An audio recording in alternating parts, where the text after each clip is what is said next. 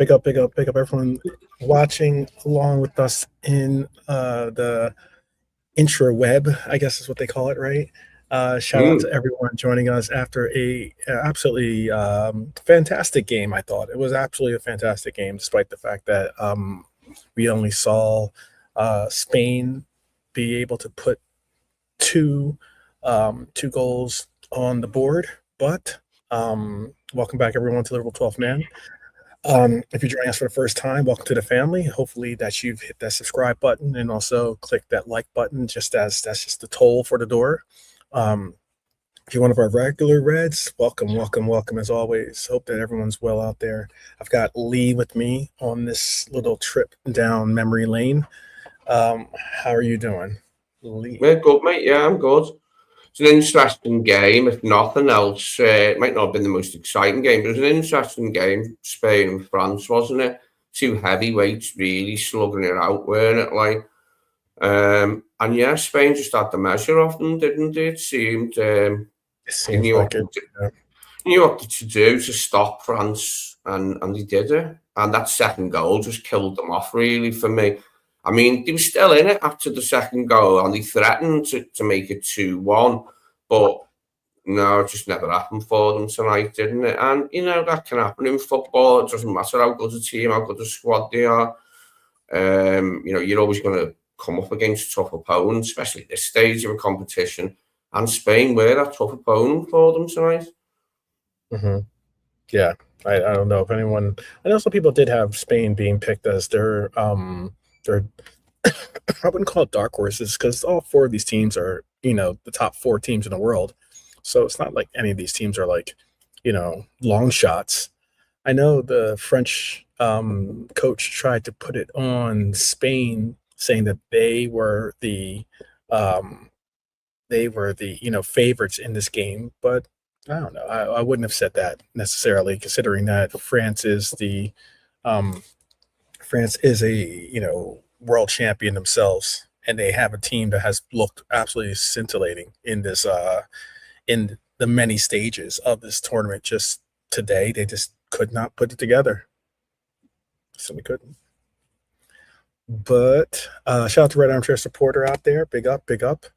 And before we dive in, like I said, to Liverpool conversation, I want to begin with what I thought was one of the most, like I said, the most entertaining matches of the World Cup so far. I think France versus Spain, even though it wasn't high intensity portions of the game being displayed, I still thought there was moments where you had end-to-end runs. You had some definite excitement with the whole knowledge of, you know, Yamal versus Mbappe. It was a really good run. It was a really good run. But I thought also, I guess football never happens in a vacuum. International tournaments shape together markets, and they shape reputations. I don't know if did any of these players today, because there's a few players that we have been either linked to or even interested in. Were there any players on France or even Spain that you were like, oh, we've got to go. He's played so well. We've got to go and get this guy. He's really shown he has the character to play for us. Or was it, you know, because I mean, Barcola was in this game, and I didn't really think Barcola got subbed out. Didn't really measure up to much of anything. But even Elise didn't measure up to much of anything in this game.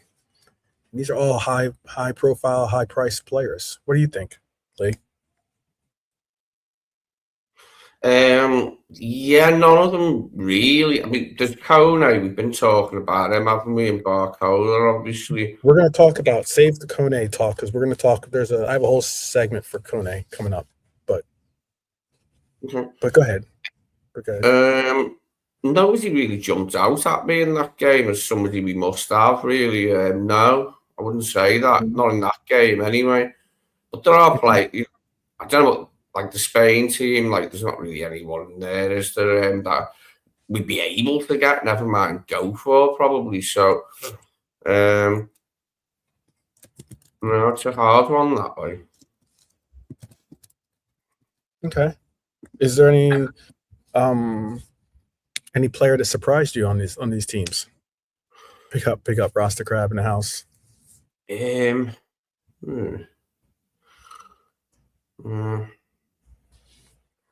Not really. No, I think we knew a lot about them, didn't we? Both sets of players there, Spain and France. If you're talking about them specifically, them two teams, Spain and France, we knew a lot about their players, didn't we, going into the World Cup, because they're all at big clubs, most of them, like especially the ones in the starting 11 are all at big clubs mostly. Or there are lots of good players there, but there's been lots of good players, in other World Cup teams like that we might be interested in. You just don't know, do you?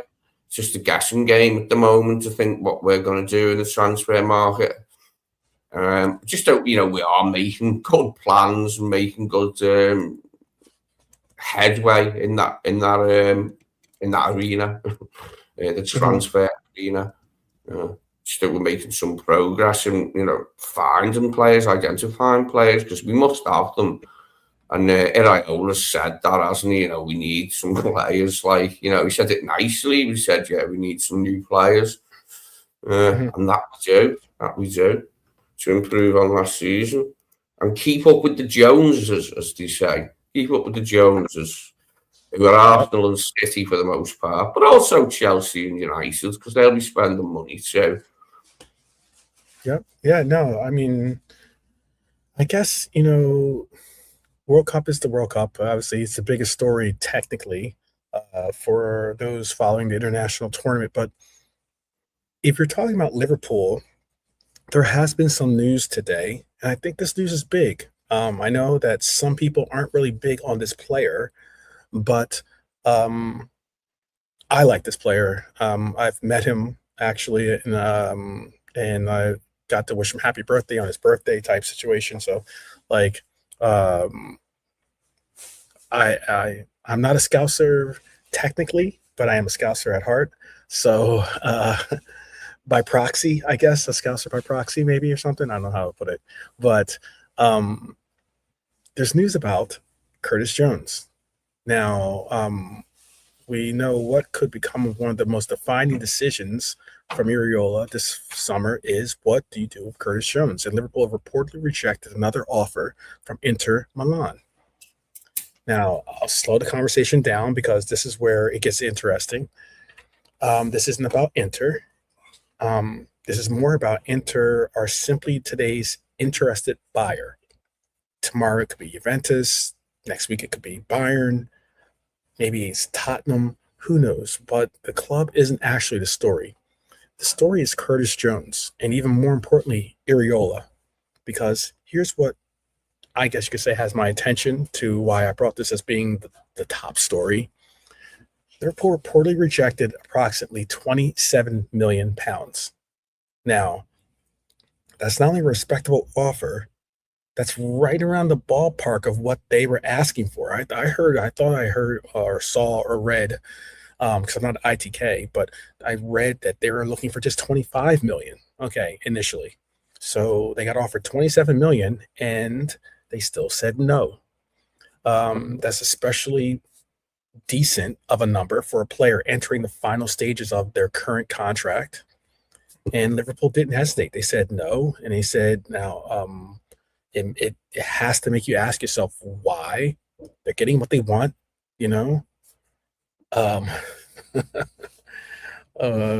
Rasta Crab is acting like Mr. T in the 18. I ain't getting on no plane. That was always one of the funniest bits, wasn't it? Because they always got him on the plane. As much as he said he ain't getting on one, they always managed to trick him, didn't they? Like, and then he was annoyed afterwards, but he wouldn't kick off. He'd just get on with things. There you go. But this is because Curtis Jones, B.A. Baracus, have some milk. Yeah, there you go. This is interesting because Curtis Jones suddenly became a 30-goal midfielder or something, I guess, or not because he's become a 30-goal midfielder, excuse me, or not because he's just transformed into Stevie G overnight. It's because managers often see things supporters don't. And I think supporters tend to judge players by goals and assists, obviously highlight reels, fantasy football points for some of us. But managers judge players completely differently. Whether they can receive under the pressure, what they can do with recovering after losing the ball, things such as that. And Curtis Jones checks an awful lot of those boxes. He's comfortable receiving defenders closing down on him. He's physically strong enough to shield possession. He can dribble through pressure. Some people say he holds onto the ball too much. I don't know if Lee, you agree with that or not, but some people think that's one of his major downside or downfalls or characteristics that's bad for him. But under Iraola, they may become incredibly valuable. We need intensity. We need pressure. We need transitions. We need quick recoveries. We need winning the ball back. We need someone that can carry the ball for us. You need players capable of calming the game down. That's what I think Curtis Jones does. But Iraola said no. He wants Curtis Jones on this team. Iraola said this, and this is why I'm saying he said no. This is what Iraola said. Quote, I rate Curtis very highly. I hope we can keep him not only for this year, but for more time. Now that's extremely interesting because that's to me saying this manager sees this player as an important player, sees him as a player that could possibly be a starter, if not a positive role player on this team. What are your thoughts? What are your thoughts about what this is saying, not only about Curtis, but mate as Lone Sheep, shout out to Lone Sheep, and big up to Norm, by the way. It's kind of holding true with what Iraola said, that everyone has a clean slate. Yeah. Well, it's a mixed bag with our fan base and Curtis. Some like him, some don't. But what I would say, the angle I'd try and look at it from is it's one less player leaving that needs to be replaced. And we already need players as it is before we let anyone go. So Curtis is staying. And Iraola has said, I think I can, use this guy. Then I'm made up, because it solves a problem. In a way, do you know what I mean? We need less players coming in then. We need to find less players because we would have to replace him, if he went. We're not overblessed with the number of midfielders we've got compared to some of our rivals, I would say. So it could be a good thing from that point of view. And he's certainly got the talents. Curtis has always had, talents. He's just got to channel it, in the right way and have the right boss. And hopefully Iraola could be the right boss for him in the way that Arnie maybe was not. Okay. Yeah. What's people saying in the chat here? Iraola, Red Arm Trips first saying Iraola seems to understand what the job will entail. Lone Sheep says he doesn't think we have the squad depth to allow players like Curtis and Elliott to go. That's a very good point, by the way. Because, if you let them go, you got to replace them. You got to replace them with players that can fill in and do the job. Ross Crab says everyone has a clean slate until after AI sees them all. Okay. Even Calvin Ramsey has a chance. We'll see about that one. I don't know about Calvin. Calvin might be on the outs, but who knows? Norm is saying he doesn't think Curtis has real. He thinks Curtis has real ability. However, his doubts on him are from the fact under Klopp and Slot, he really has not cemented his place. I agree with you on the fact that he hasn't necessarily cemented his place, but I also think that that's because unfortunate timing for some of those injuries he had. He always got these weird knocks, or these weird injuries. You know what I mean, Lee?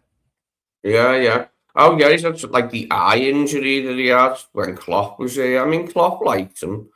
He probably had a bit less playing time than he wanted under Arnie. But, as I said, we haven't got loads of midfielders. So, he could be in for more time on the pitch under Iraola, and it's nice that Iraola said, yeah, I would like Curtis to stay. That's what you want to hear from a coach if you're a player, isn't it? And I'm sure Curtis would be happy about that because he'd like to stay at Liverpool, I'm sure, and extend his contract. Why wouldn't he? He's from this place. Like, I mean, I also believe that he has got, like, he's thought to himself, oh, yeah, I'd like a move, and that, you know, where he thinks he could be a more prominent player within a squad and within the team. But I mean, I don't think there'd be any problem with him staying. Like, once he's heard that, if he can sort a contract out for him, which, you know, hopefully won't be too hard, then I don't see why he couldn't have a decent season. Hopefully for us, like, you know, if we look at it in an optimistic way. But it's good that the coach has come out and said, yeah, I like Curtis, like, and want him to stay. That's a good thing. Good development. Gives us a bit more clarity anyway, doesn't it? Because we haven't got long left now, have we? Like, till the friendlies and then the season itself starting. Yeah. And the less upheaval there is in any summer, the better. The less people going out and coming in is better. You only want a few every season. Like, it's hard to get that ratio right sometimes, like, within transfer markets, like, you know.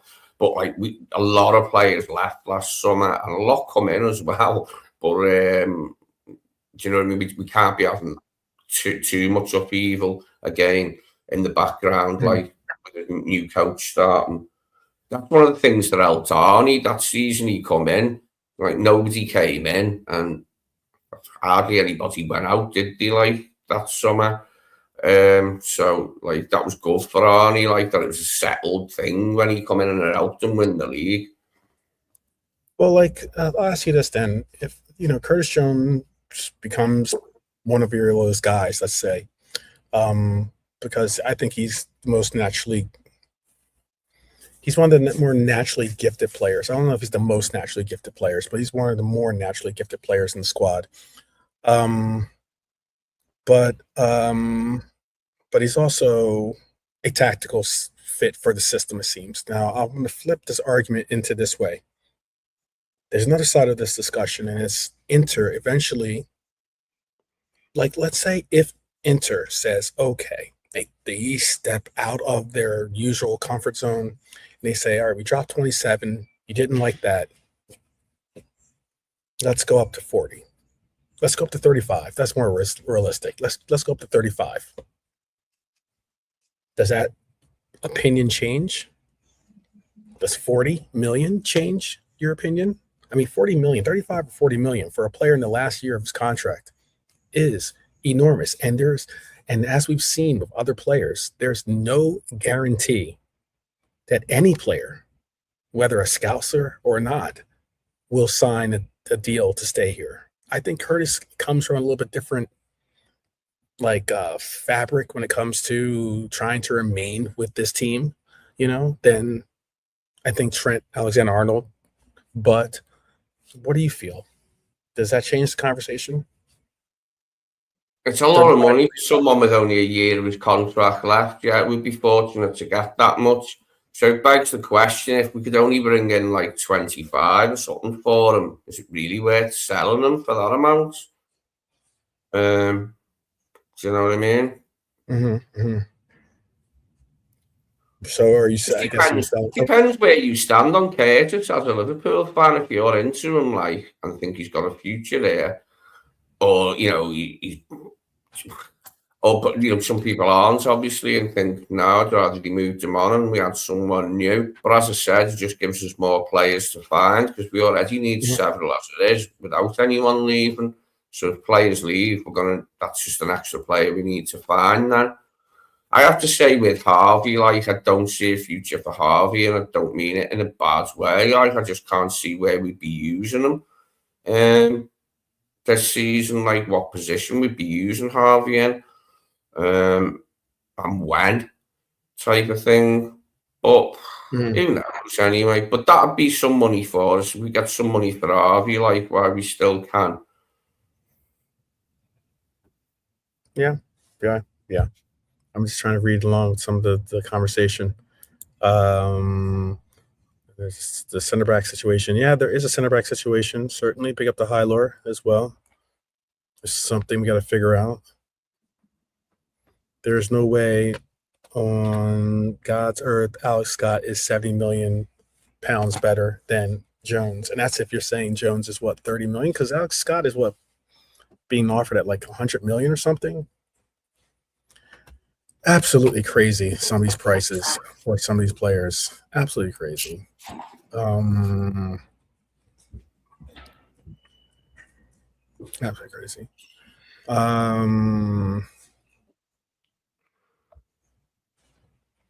Let's see what we're going to go with. But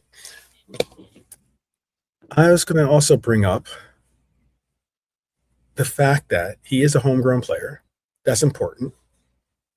I know he's got 1 year left, but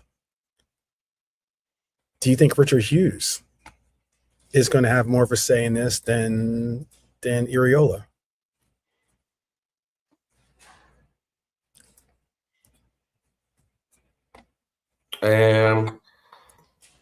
Don't think so. I wouldn't imagine That so. money, Like, think about that. That I don't money could see fund, why. well, I was going to say, because 35, 40 million could fund a Manu Koné deal. It could fund maybe a center back. Well, we do. It would be handy to have a bit of extra money coming in to help add to whatever we've got for our transfer budget, because none of us have the vaguest clue really how much we've got to spend this summer. I just hope it's enough to get the players we need. We'll soon find out anyway. As I said before, the season ain't far away now, and the pre-season friendlies are almost upon us. So we'll find out soon enough.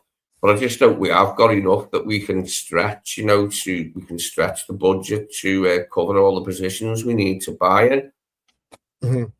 Look, a lot of the time the transfer window doesn't get going until this will be finished and it will get going. It'll get it, and usually it doesn't get going into full swing until late in the window, does it? The transfer window, it's just the way of nature usually, like. So yeah, we probably will see, quite a lot happening in the next few weeks, and I for one can't wait. Anyway, I'm excited. I just hope things go well anyway, and that whoever we get are the right people. Yeah, I agree. Like, as in, we got to get the right people in. We still have some work to do. I mean, 27 million, I'd say no. I think that it's too big of a player, or too big of a hole that in the lineup that you'd have to, replace. And 27 million is probably not going to get you someone that could do just that. 40 million, okay, that's a different story for a player in his last year. And then and if it's a player that wants to leave, then that's a different story. I'm definitely open to it. But if it's just a matter of the coach reassuring the player that he's got a place or a eventual place with the team, then I'm all for that. I'm all for like sticking with Curtis and utilizing him as an asset for the team. I just think it works out a little bit better if we stay there. And I'll see this too. I saw this in the chat. I did write something about this, but I didn't include it. I am kind of disappointed that we didn't go for Luka Vuskovic, the young Tottenham player that's now going to become a Brighton center half. There was a conversation that was being made that I saw that it was a very interesting perspective, and it was the fact that the reason why they think that we didn't go for Vuskovic, and it might be the truth. You can tell us in the chat if you believe this is the case or not, or if he was even worth going for, if you think so. But the piece wrote about the fact that we already have Leone, we already have Jacquet, and by bringing in a third young, and we have other center halves actually that are even younger, 16, 17 years old in the youth academy that we just went out and got too. But to bring in another youth academy player, or not, used to be another player like Vuskovic, and then say, you're going to all fight for this position knowing we have Virgil van Dijk, who's not going to be replaced by them this year at least, if not maybe next year either, it would be too crowded of a road for any of them to get a real pathway towards starting. Do you agree on that? Do you think that's like logical thinking? Yeah, I'd say so. Yeah, I can see where you're coming from. Like, yeah. Mhm. In the chat, you can also there's definitely a few heads in the chat. Please do tell me if you're on X. So I know when our numbers are pretty high, like they are right now, chances are some of you are on X, listen to on X. You can still contribute and comment. I see the comments and I make a little bit extra effort to try to involve your comments into the conversation because the YouTube crowd can't see your comments, so I want them to be able to engage with you as well. I'm kind of disappointed. I would have liked to seen them to bring in that player, especially since you have Leone coming back from a knee injury, and you have Jacquet coming back from a shoulder injury. I know that's a little bit less impactful than the knee injury, but all the same, you have two players coming back from injury. They're going to have to work their way back into fitness and into the rhythm of playing regular football. It's a lot.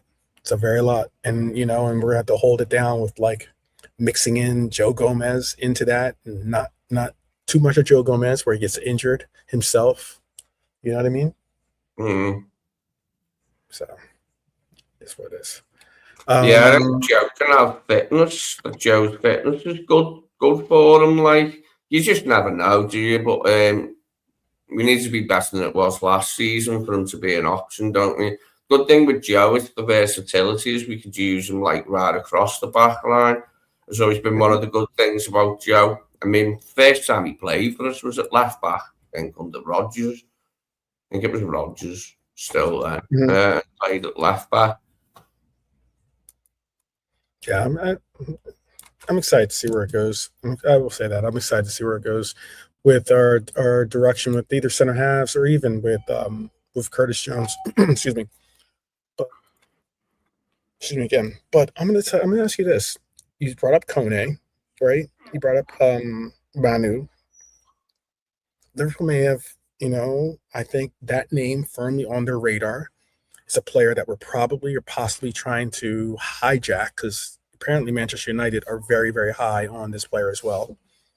I just saw this too. I must have gone over my head when I saw it, but the Tielemans signed with Manchester United. I don't know if you knew that or not. Double check here. Yeah, I was quite surprised at that. Apparently, Digne is out of contract as well, or only got a year, and he could leave as well, Digne, which I wasn't expecting that. United, going in for Tielemans, but I can see why. I mean, he looked good in the World Cup, and he's a useful player, Yuri Tielemans. He's now into Ederson. Didn't he bring in Ederson from Atalanta as well? I don't know if they finalized that or not. I know that they got the Brazilian kid. Or no, not the Brazilian kid. They got no, they did. They got they got Andre Santos. They got Andre Santos. He's a 22-year-old Brazilian midfielder. And then they got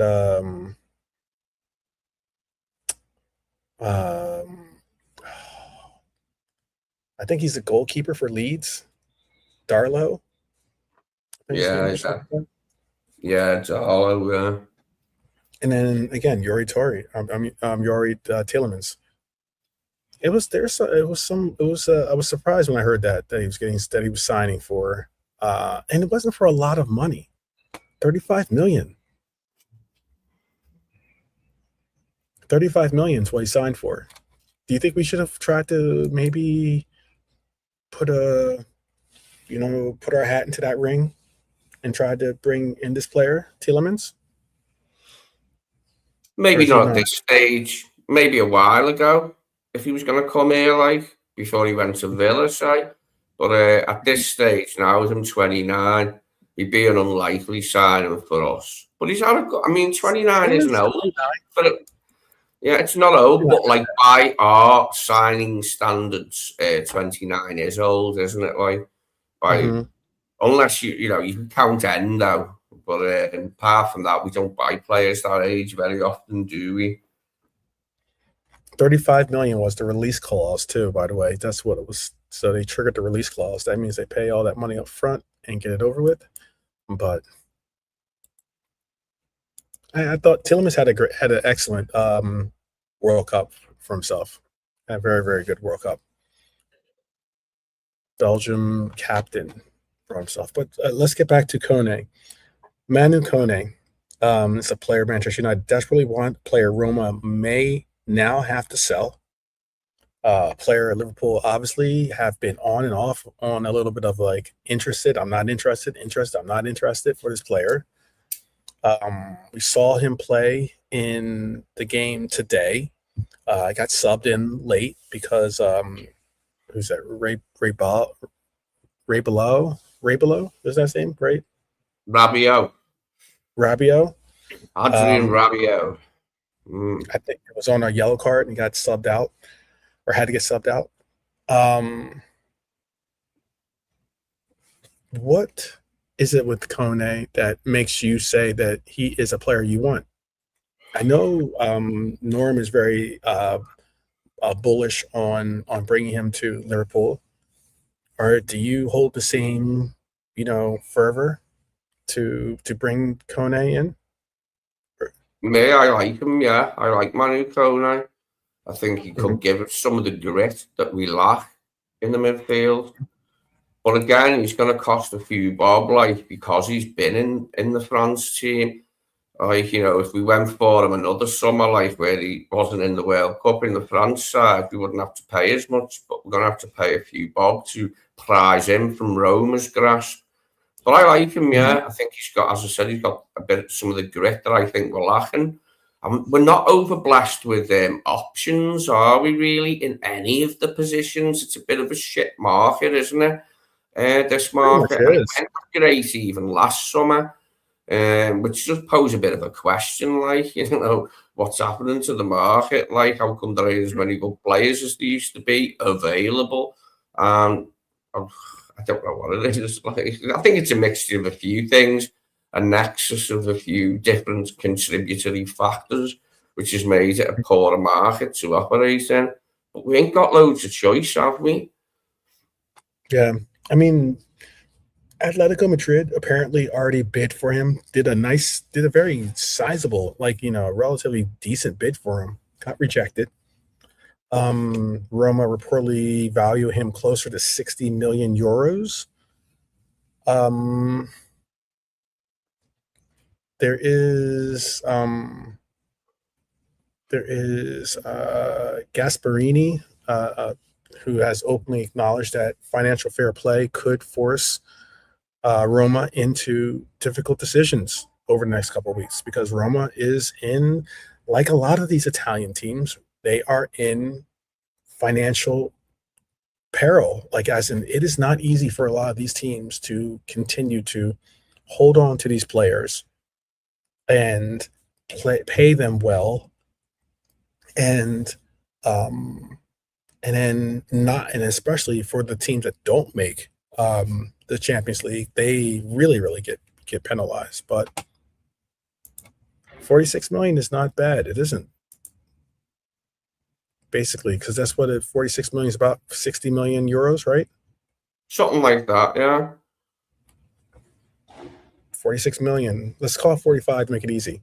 Are you doing that? I mean, again, that's if a team wants a team, like, would you maybe think about doing a swap deal for Curtis and Koné? Would that be out of the question? No, not if Roma were into it, like, but I doubt they would be. They'd be wanting the cash, probably, like, I would imagine they'll just want the hard cash, like, and nothing else. You never know. It is a possibility, and obviously Curtis has been linked with a move to Italy for weeks now. Mm-hmm. It's just that, Mm-hmm. like, Milan, they're not going to offer us, I don't think, what we want. Mm-hmm. But Iraola's come out now and said he wants to keep Curtis, so we'd have to look at bringing Koné in as well as keeping Curtis. Mm-hmm. Don't know if even he's on our radar. I mean, he was once, we know that, for quite a while when Klopp was still here. That's somewhere where him and Turan were linked with us for ages. Yeah, But yeah, he's definitely a good player. I'm And glad as I it didn't say, work out. By the way, yeah, the pool that we have to choose from, the amount of players to choose from, isn't overly extensive. So he's probably the best one I can think of who's out there who we go out and get to add that bit that's of good. grip, like, and legs. Do you know what I mean? Yeah, I mean, Kone is interesting because he's not a project. He's someone that he's an upgrade to our DM role because he is a distinct and he is a you know a distinct DM that has talent. Um, I don't think that Tukameni or Camavinga is going to amount into moving on from Real Madrid. Um, I mean, it just seems like a good one to go for. I know supporters often say just buy the best player, but I mean, like, unfortunately, this isn't FIFA career mode. You have to actually get players that want to, join and also have a pathway for them to actually play in. Um, because you can't simply collect talented players. You collect complementary players. I think is the best way to put it. Like, if you look at Liverpool's midfield, they have Ryan Gravenberch. They have a player who likes to carry the ball. They have Alexi McAllister, an outstanding controller and progressive passer.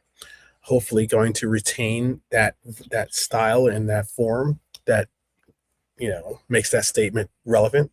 Curtis Jones, excellent under pressure. Harvey Elliott, again coming back, could be a factor. Creative player, technically gifted, comfortable between the lines. Then you have Dami Szoboszlai, energy, vertical running, goal threat.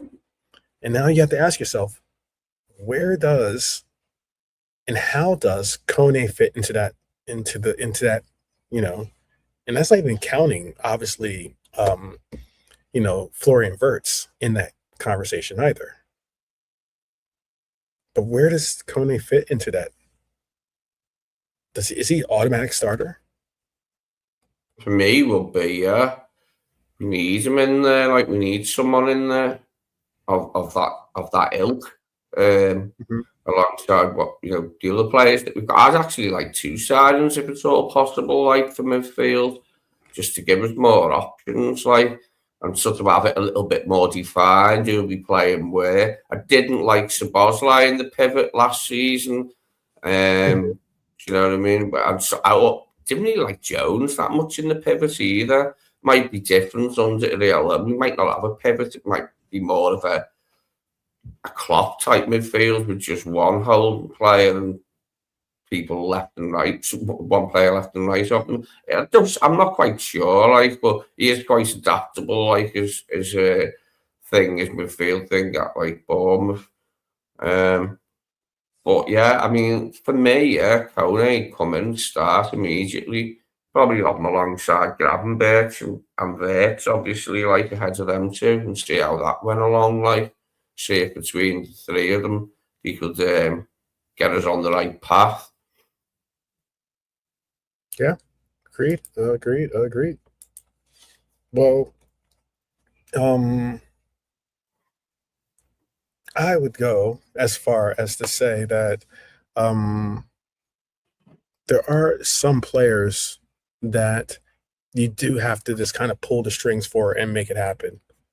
Manu Koné might be one of those players if it means that we're going to have a solidified midfield that is able and capable of doing what we saw them do, not last year, obviously, but the year before that. We need some semblance of that. I just don't know. Like, if you bring in a Kone, what would be your midfield if you brought in Kone? Tell us in the chat too. I know Norm likes Kone. What is your midfield? What is your starting midfield with Koné in it? In a 4-2-3-1.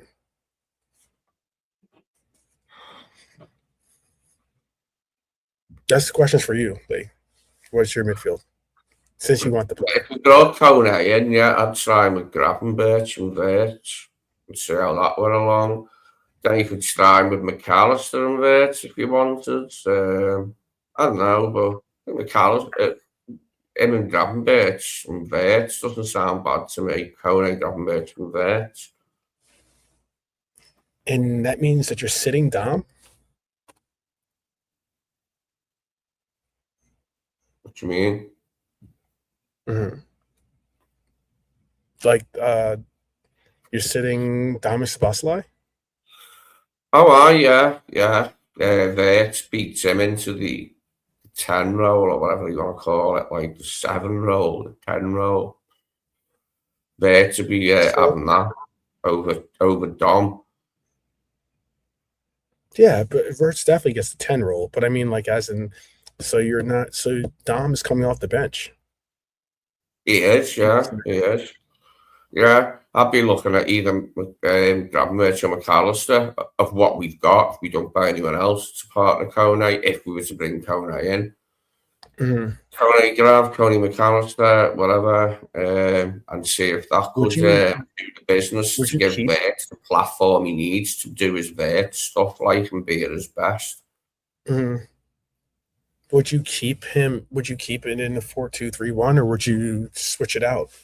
I know I got yelled at when I suggested we should go to maybe a 4-3-3, but I mean, like, I think we've seen the best production out of McAllister when he was an 8. We've seen some of the best production. I know that eliminates somewhat of the idea of a 10, but like, as in, you could play with maybe like a 10/8 kind of role, in essence, for Wirtz, and then maybe have Dom on the other side, and then you have Koné as the sole DM. He becomes more like a Fabinho, and then Dom could take on the role of like a Jordan Henderson. Yes, no. Mm-hmm. Yeah, I suppose. Like, I mean, when we won the league, we didn't have Wirtz. We've got Wirtz now, like, and we need 2 players behind him that will give security, sort of thing, like, and also be creative, but give a lot of security behind him so he can then weave his magic spells in the Premier League, which we're all waiting for him to do. And I think that it's different because obviously we didn't have him when we won the league. It was just McAllister, Gravenberch with Sobbo ahead of them, and it worked well. We brought Wirtz in, and it's a little bit different settings now. We've got to have it right behind him. There's got to be more stability behind him for us to function better. And not concede so many goals again, because we just conceded too much. Everyone accepts now that our midfield last season was garbage, wasn't it? Like, it did not work. Whatever Arnie tried didn't seem to work very well last season in midfield. I mean, we were just a pushover at times in midfield, and that has a knock-on effect. It was conceding a record amount of goals, conceded more than we've ever conceded in the Premier League before. Conceded more than we have since 1940 or something stupid. No, it was like since the 50s or something, we haven't conceded as many goals, and that in itself is just an embarrassment, a total embarrassment. Considering the big names that we've got at the club, and that's why Arnie had to go. Do you know what I mean? It was just so glaring, obvious last season that he effed it all up, which weren't his fault. He tried his best, but the attempt to change us from what we'd been into something else under him just did not work at the end of the day.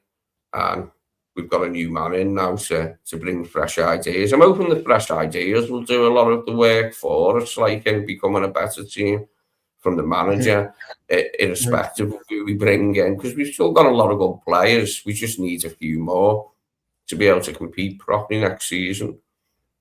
Well, let's move from the midfield then to another position that I don't think has received nearly enough attention, probably because I think, like, you often hear people say midfield. Maybe center half is like possibly the second most talked about position, if not the right wing position. Obviously, the forward position is a very talked about position as well. But I think that right back is a very, very important role for us. I am comfortable with Frimpong being our right back. I'm very optimistic to see what Connor Bradley can show.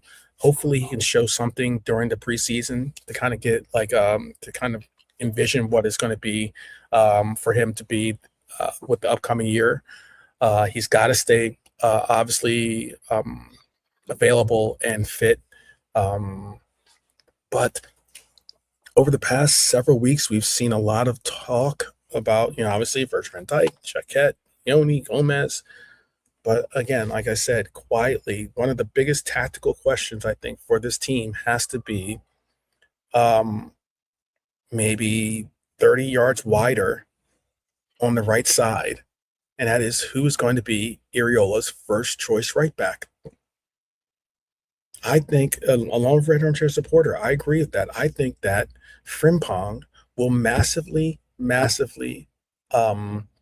be improved by having Iraola as our coach. I think he'll improve him because he's got a system and tactics that are more suited towards a marauding right back. You know what I mean?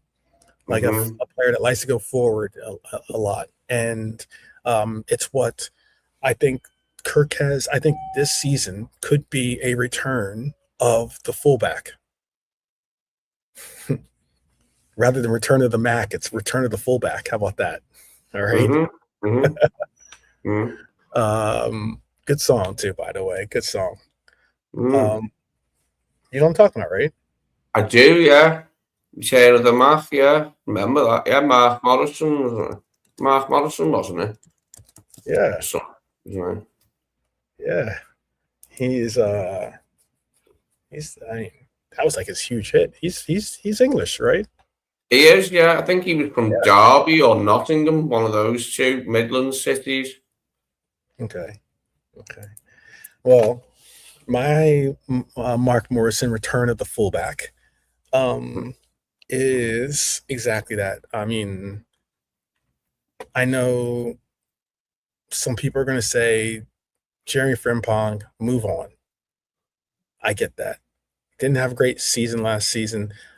What was very, very difficult to see him go through was a lot of the injuries that he got and how he wasn't able to keep up the momentum a lot of the times and really get a good run last season. I think not making the World Cup is going to be big. He's had all this time off. He's had nothing but time to get prepared, get his butt in the gym, and really start to push. Who do you want to see start at our right back, or do you want us to go out and get a right back? I'd like us to go out and get one to make sure we're covered, because we were cursed last season in that position. I just think that Frimpong's got his fitness issues sorted. I mean, you can't really say that with players, can you? Got them sorted, because anything can happen with players these days. But if it's anything like it was last season, then we're going to be struggling because Bradley himself isn't fit to start the season. Which then you're probably looking at Gio, aren't you, there? Or, whoever.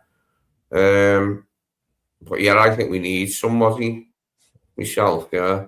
I would feel comfortable if we got somebody, because I'm worried after the season we had last season at right back, with so many different players played the position. I would like us to go out and get someone. I would hope that there was somebody decent available at a reasonable price, that isn't like off-putting, not an exorbitant fee. It's usually one of those positions you can fill in that way, like if you're lucky sometimes to find the right guy at the right time. Certainly some of our rivals have found a good one. Well, when I say rivals, I mean Premier League rivals, like Brentford with Coyote and players like him, because he's really good. I'd like us to have a really good defensive right back. And then, Porro's good, yeah? Porro's a good right back. Yeah. Yeah, I don't think Paro goes anywhere, especially since he's had a good season, um, or a good run with Spain, Mm. and it seems like Spain, or excuse me, Spurs are really committing a lot of money to their team, and I think that like some of these players that are some of the more integral parts of their team, they're not going to get rid of. And I think Pedro Porro is one of those players that is very important to Spurs. But it would be interesting. Big up. Dara's in the house. Big up. Hi, Dara. Um, which leads me to another thought. Maybe we've been asking the wrong question altogether. Maybe instead of asking who starts at right back, maybe we should ask what shape is Liverpool going to defend in? Mm. Like if Gomez plays on the right side, it's a different format than if Frimpong plays on the right side, and it's a different format if Connor Bradley fits on the right side. Like, what is it that we need to do? You know, like they all have different approaches towards possession, and it makes maybe you just talked about bringing Grav into the situation. I mean, keeping Grav as a starter. You know, maybe the left back stays home. Maybe one of the midfielders delays his runs. You know, football isn't. I don't want to see inverted play. I'm not going that far. Okay, I don't think I want to see. I'm hoping that Iraola doesn't bring that out. You know, I would like to see us be able to just allow for these defenders to go forward, get wide, and possibly push in and expand the pitch a little bit. But I just think it's Mm. like, you know, it's those interconnected moments that we got to see, and you know, players' freedom. I think Normally, what Kirk has is he is really solid defensively, but he is good going forward also. Like, mhm, um, now, maybe for the opposite berth, the right back berth, I would prefer someone who's just really strong defensively. You know, who's decent going forward, but his main thing is defensively. Someone like an Alvaro Arbeloa, who we had years ago. But you know, that's just like an imaginary unicorn wish list thing, like an Arbeloa out of nowhere, like someone that good. But it'd be interesting to see if we do anything. It'll also be interesting to see what happens if we don't do anything at right back. To see if mhm, Bradley can be fit and be an option. Because until he's fit, we've got Frimpong and Gomez, then haven't we, as the choices? mhm. I think another factor in this is going to be the fixture congestion. Like as in, you know, we got 4 competitions we'll be a part of this season. Um, all of them top competitions, obviously. League Cup, FA Cup, Champions League, obviously the Premier League. Excuse me. And and I mean, I don't want to see these players. I don't want to see any player on our team play every minute. We had that situation happen, obviously, for Virgil van Dijk last season. I don't want to see Virgil van Dijk play every minute this season. Not because I don't appreciate him playing the minutes. More so, I want to be able to make sure that he can play more minutes in crunch time when we get down to the end of the season, and he's got still something left in the tank, as opposed to, you know, it's fantastic that I think that he's not going to be in international play anymore. So that means that we won't have him going. He'll be, you know, resting or maybe, you know, training when rather than going out and being a part of the national team and taking up those moments when you can have a little bit of rest and relaxation. But I think it's like something that I want to see rotation, and it can't be a weakness for us. It has to be a strength for us. And I would love to see something where maybe it's something of Frimpong plays Premier League games for us, and then to get Bradley back into form and fitness, we kind of save him as being um our right back for the League Cup and like the FA Cup eventually. We obviously rotate him in for Frimpong too, but I mean, like, as in, we'll keep Frimpong as our starting right back. Start to implement Connor Bradley into the mix, maybe even mix in a couple of times of having Gomez in there. It's just the way I'm looking. I want to see rotation. I need to see rotation this season. Like, as in, I would much rather see Frimpong start against some of the bigger name teams, and get his and be a threat, and then also have Connor Bradley as being some type of defensive, stalwart to kind of fall back on. Yay, nay? You down with that, Lee? Yeah. Yeah? I'm just looking at the comments, like, yeah, we'd all like our own personal jet. I wouldn't mind a luxury yacht myself, like, if truth be told. I'd rather go to sea, I think, than flying around. It's easier to sail a boat in it than, like, fly a plane. Do you know what I mean? Mm-hmm. Or it looks easier to sail a boat than fly a plane. Not that you'd have to fly your own jet. You could always just hire a pilot. Yeah, you could. You don't have to fly the plane.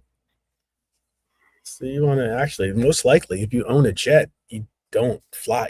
Most likely, if you own a G5 or G6 or one of these jets, you don't fly it yourself. You've got enough money to buy it. You probably have enough money to have a person fly it. Yeah. Some do, though, don't they? Some blokes are into that. They're like, I've got to fly my own plane. I'm going to learn. No, I just don't know about that. Yeah, I wouldn't, mate. If I had the money, someone else would be flying. But do you think I'd go through all the trouble if I had the money? Even take it, because it takes up forever. It takes forever to learn to fly on all your lessons and then all the fee. No, mate, no. Someone else would be flying mine. Like, you can believe that.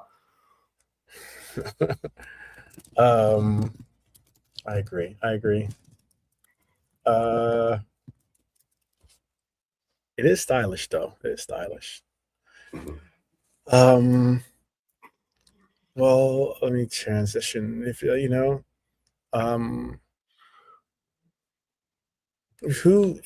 had to choose, we're going into the season. This is my last question, for this segment at least. We're going to the season. It is who's our first game against in the start of the season again? It's not Newcastle.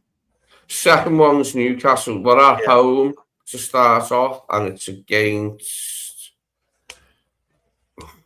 I've forgotten. It's not Ipswich, right, or something like that. No. Who's it against? I'm gonna look it up. Maybe someone in the chat could help us out. Maybe. I did see it, but I've forgotten myself. All I've remembered that, though, that the second game is away to Newcastle. I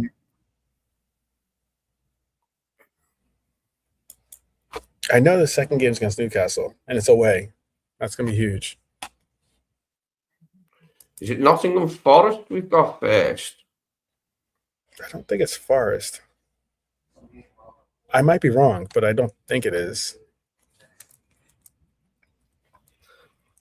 It's the time spent, Dara, taking the flying lessons and then passing your pilot's test that would put me off. Is our first game against Hyler saying our first game's against Newcastle? Okay, maybe it is. Maybe they are first up. Guess we're away. Weren't we? Were we home last season for our first game?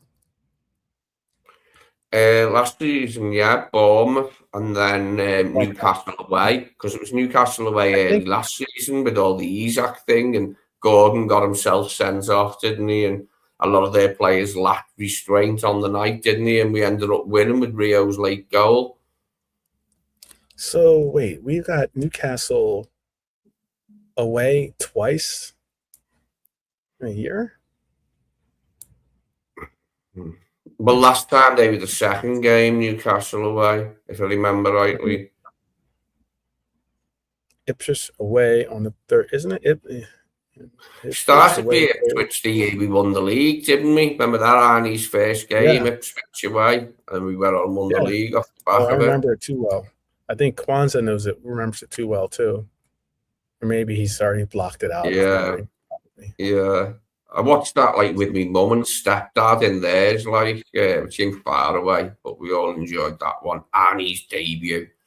But it set us off on that win and run. That first He game, did. we got confidence, like, and then we just kept winning and kept winning. And He did. everybody had to submit and give in the end, like, to our winning streak, which just didn't really end. It only really started running out of steam, like, when it didn't matter that much anymore because we were so far ahead. Arsenal giving it that crap, like, oh, it was the injuries. Bollocks, we were like 9 points ahead of them before they had any injuries at all. Yeah. So only when, like, we just went further ahead after they got injuries than the 9 points we already were ahead of them. That was just sour grapes on it from Arsenal.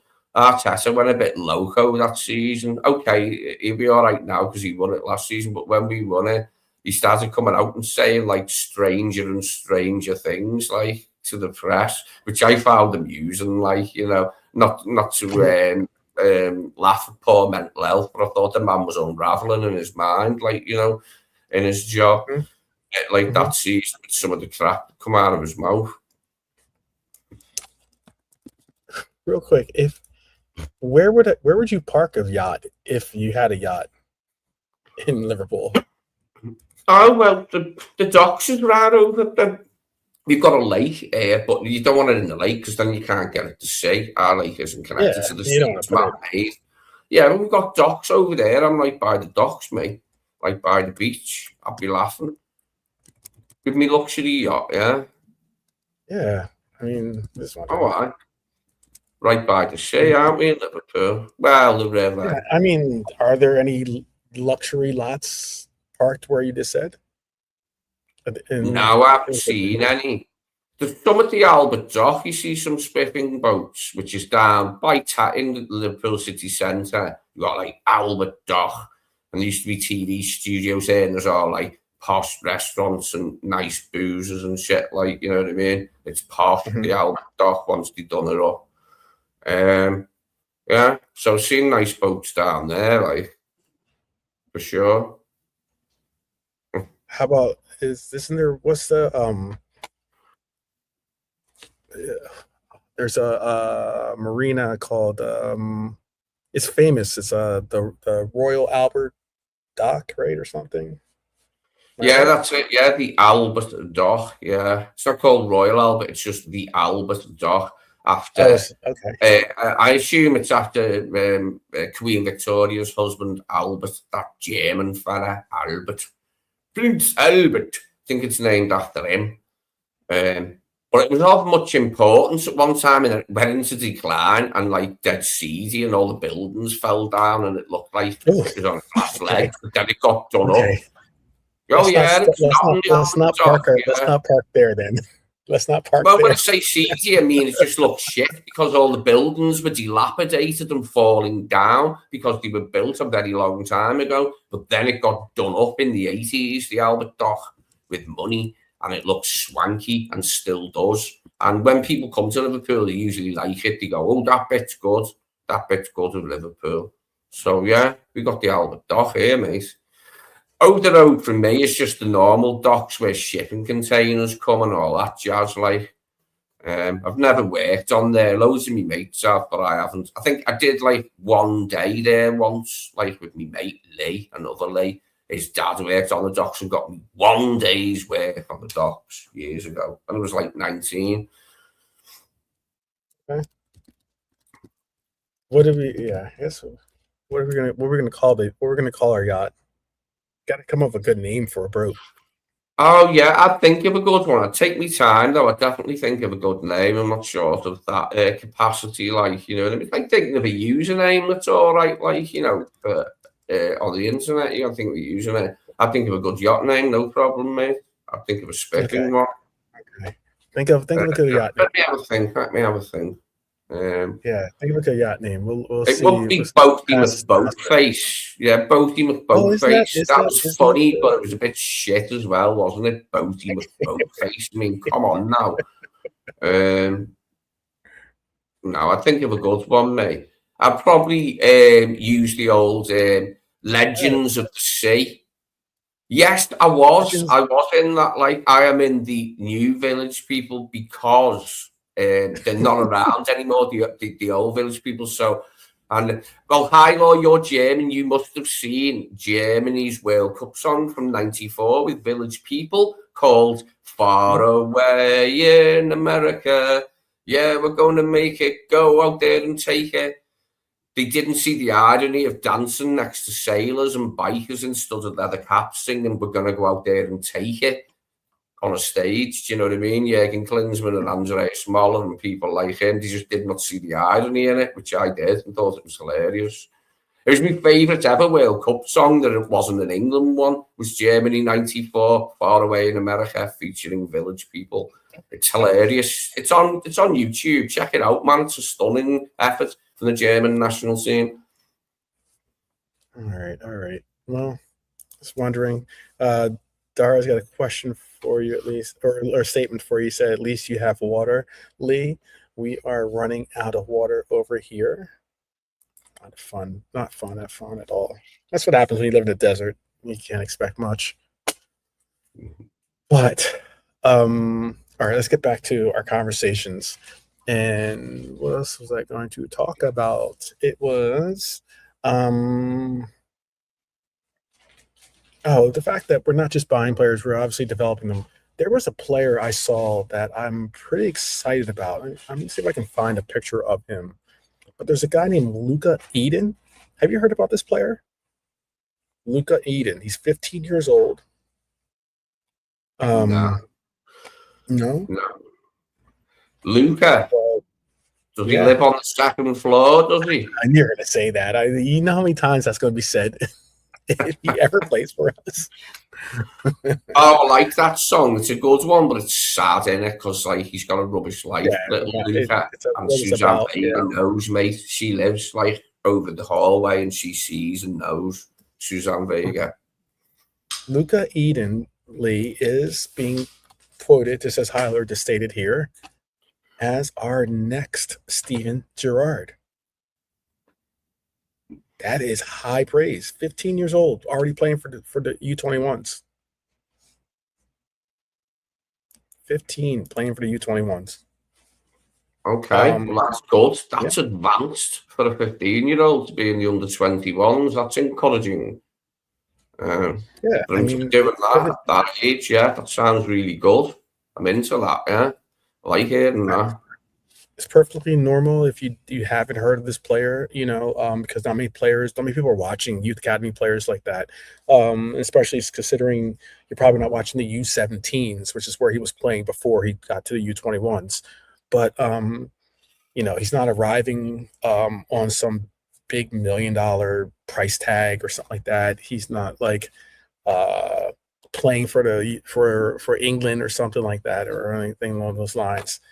But the pathway could become one of the defining characteristics of this team, of his Liverpool team, meaning Iraola's. And there are some players that could be making moves. There are players that are going to be joining Liverpool on this trip. Some youth players that are going to be joining on Liverpool on this trip to America.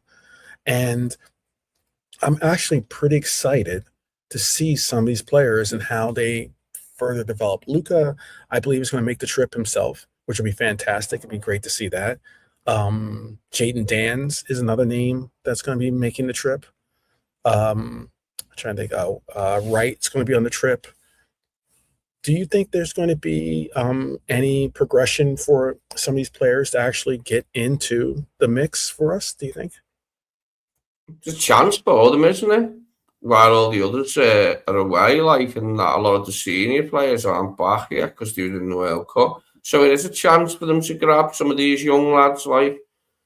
It's a great name. I'd heard of him, or I might have and then forgot, but you wouldn't with a name like that. Luca Eden, them two names together is very memorable. So I don't think I have it with the lad now. It's good news anyway. Big up. Big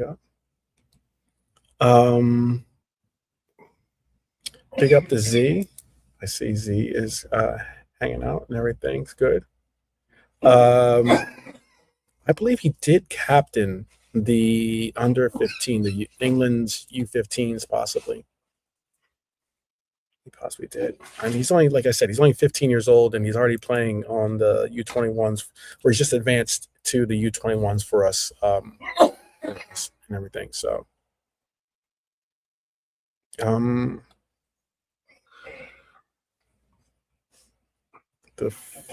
feature of Josh Davison.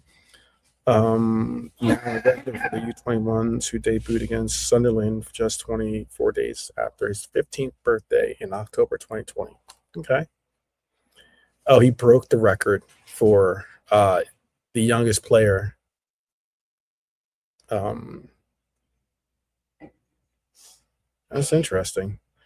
Coming off the bench against Manchester United in November, Eden broke the record for the youngest player in Liverpool U18's history, age 14 years, 8 months, 20 days. The young midfielder surpassed the feature of Josh Davison. Oh, I got what you're saying.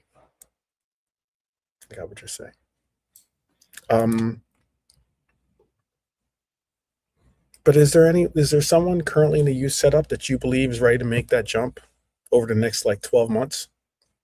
You can take a minute if you need to think about it. Well, I'd like to think Rio, the young players, but he's more established now, isn't he? Trey, possibly. Well, we were talking about maybe the idea of a loan move for Trey, because I think he's at the right age to have a loan move to a good championship club. You know who else is one in the Northwest. Preferably one in the Northwest, so we could keep our eye on him easier, so it's not far for the scouts to go and see how he's faring week in, week out. See, I don't know, a club like Blackburn, something like that. Kumas is going to be joining them. I think he got a little bit of I think he's a good player. He's made a really good run for Wales. Actually, he plays for Wales, and I think it's right. I want to say Craig Bellamy is the head coach for Wales, right? Is he?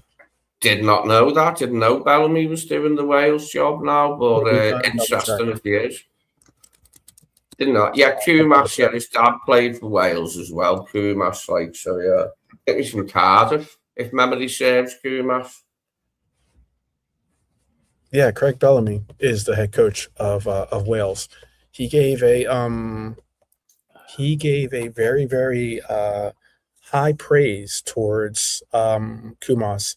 And I was happy to hear that. I think he's a talented player. I mean, that League Cup game that Kumas and Dan scored in, where they had their debut for Klopp, I thought was a fantastic debut. I thought it was like a nice little coming out party for them.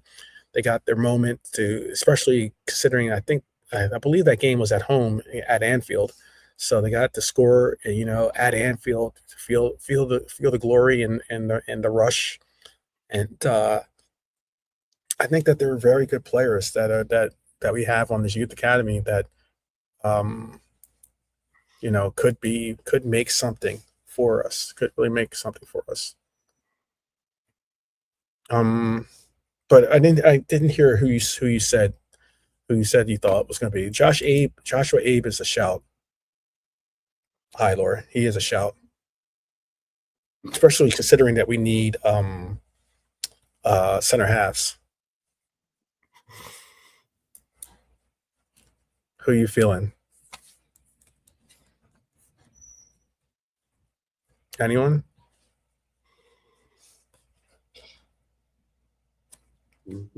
Kieran Morrison is a shout. That's a shout. That's definitely a shout. We're going to see quite a lot of the young players anyway on this tour, because as we know, a lot of senior guys won't be there. So we're going to see some of them in the first games, for sure.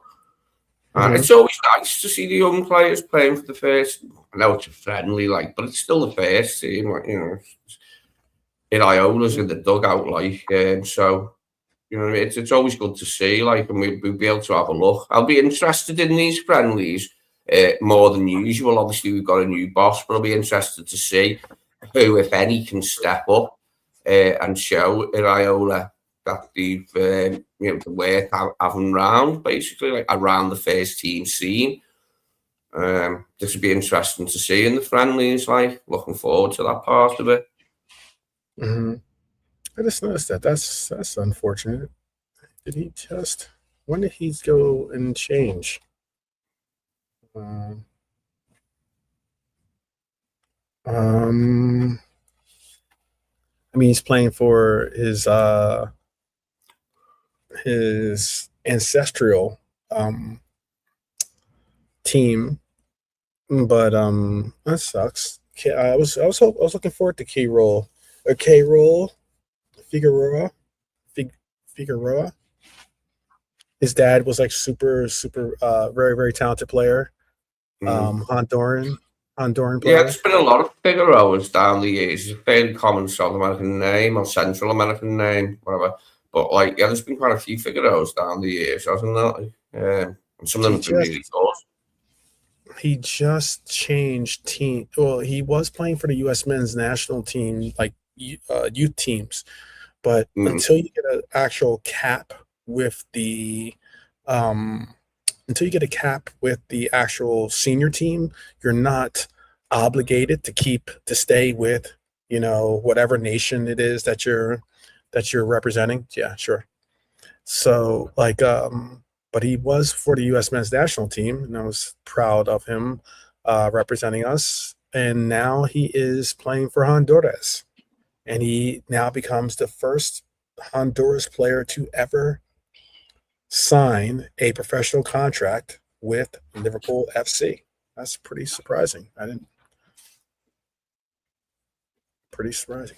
He's a striker too, if anyone's wondering. I think he's a good player. Welty Lucky, yeah, that's a good shout. I think that is a good shout. I don't know if Nalo's going to really get a real run. Only because Nalo is so, like, we've all known he's had his ups and downs in trying to get into the starting lineup or into the starting squad or into the senior squad. And I just don't know if he's going to get. I just don't think he's going to get that shout. I don't think he's going to have enough of a run to really solidify himself as the next big name for us coming out of our youth academy. Not saying he's not a talent. Not saying he's not good. But I'm just saying I just think that there'll be other players that probably shine a little bit more and take up some of those very very much so coveted roles or positions on the bench or on our team. But you never know. You never know. He could get a run in the League Cup, could get a run in the FA Cup or something like that. Early matchup, depending on where and who we get. But yeah, I was hoping that he wasn't there, but don't know. This game. Let's talk about this. Talk about the or this game. Talked about the World Cup game, but this game tomorrow. How are you feeling? Hopeful. Because England been good. Bellingham stepped up recently, and done the business, helped shoulder the burden alongside Harry Kane of getting the goals. Took care of Norway all by himself in that sense. So yeah, I'm looking forward to it. And then a possible final on the Sunday. I'd prefer Saturday night. The best kickoff time is Saturday 9 or 10. If you want to see loads of people out in the pubs, which I do. Okay. What is it going? Do you think are there watch parties by you? No, it's just there's a high street with a load of different pubs and bars on it, and you just go in one of them. Oh, so the one at the end by the beach and the lake is nice. It's a nice, not posh, but quite posh one. Very nice, and you get some. Yeah. Lord have mercy on England's souls. That's going to be probably a lot to take on. That's going to be a lot. I think tomorrow's game you're going to see a lot of. I there's going to be a lot of obviously emphasis on Messi. But I'm going to be honest, like as in Argentina is going to have to really, really keep their eye on Jude and keep their eye on Harry Kane as well. Two players scoring very well at a very formidable clip in this World Cup. Both are having fantastic. I think Jude's having an even. If I'm sure you guys would argue it one way or the other. Maybe you might even have someone else in the running. I don't think there really is anyone really in the running, but if you had to pick a MVP of the of this England team so far in this tournament, I think you would say probably Jude. Harry Kane would be a close second, but I think that you'd probably say Jude. He has really stepped it up when you needed him most. Really stepped it up.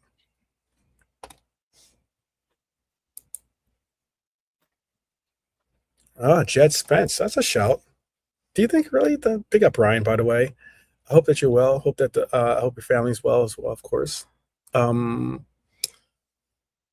you think that Tuchel was really, really getting on Jed Spence in the beginning of the tournament? Like he was yelling at him and really letting him hear the business.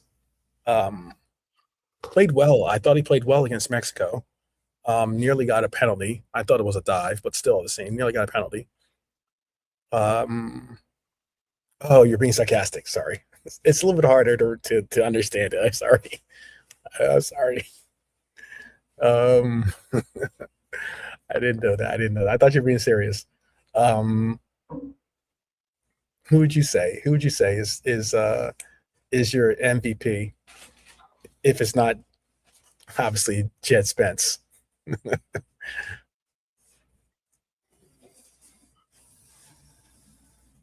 Lee, it's a question for you, Lee. Oh, what in the England squad, most valued player? Yeah. Currently, Jude Bellingham. He's doing the business, and Harry Kane's doing his end as well. Like, out of the others, that Anderson fella's done good, and the Al Rice fella has done good. But Spain did us a potential favour there, getting rid of France, because they didn't fancy our defence if we played France, coping with their attack. But we won't have to worry about that now. But what you would have to worry about if we get past Argentina is how to beat this Spain team, because France couldn't do it. They're a good team, aren't they? I said, didn't I, when we were talking about the game, I said I fancy Spain maybe to do them, like to be able to defend them and get the better of them, and that's what happened. Got themselves in front, and once the second goal went in, like they did, come close to making it 2-1 France, but really once that second goal went in, the game was up for France tonight. Yeah. It was pretty much all she wrote. Brian says I'm not actually that confident that England can beat Argentina, even because they're a stubborn bloody side, Argentina. We saw that against Egypt, the way they come back on them, and that they're a hard team to beat, to actually knock out Argentina. And I would say Argentina are favourites. Like, they are the holders. Let's not forget. And England haven't had their hands on that in a very long time. So. Yeah, it'd be a tough game for England. The favorites, but maybe it's a better way to be. I mean, maybe that's better, because then you get to be, like we love to be the underdogs. When it's not, you're out there just playing. You just get to go out there and play.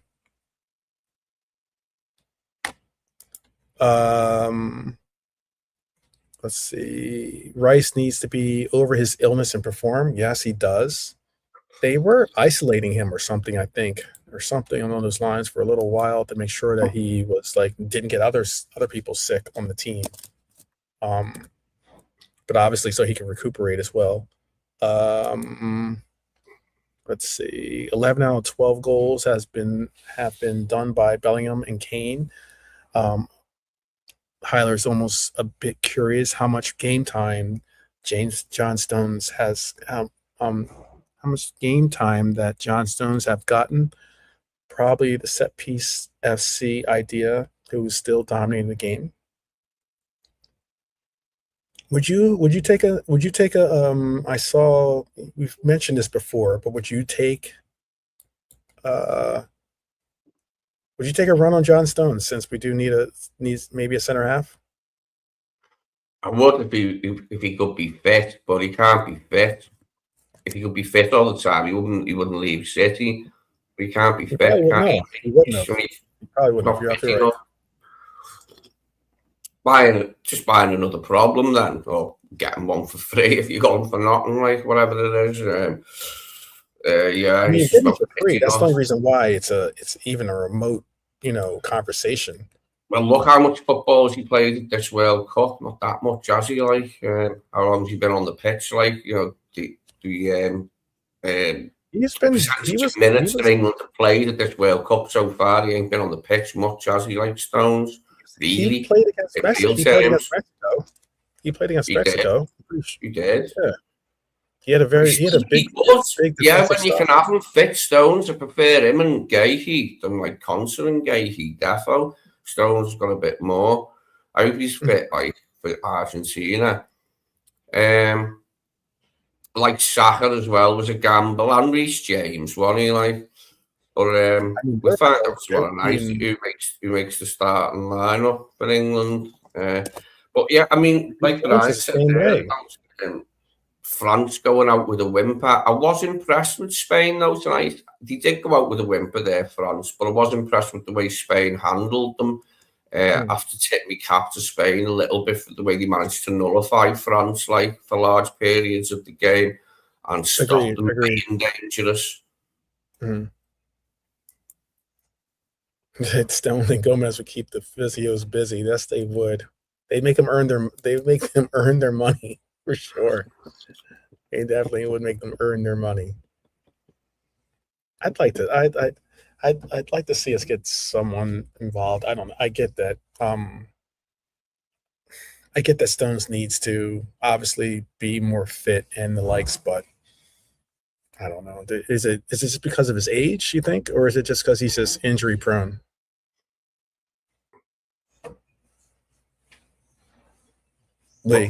Stones.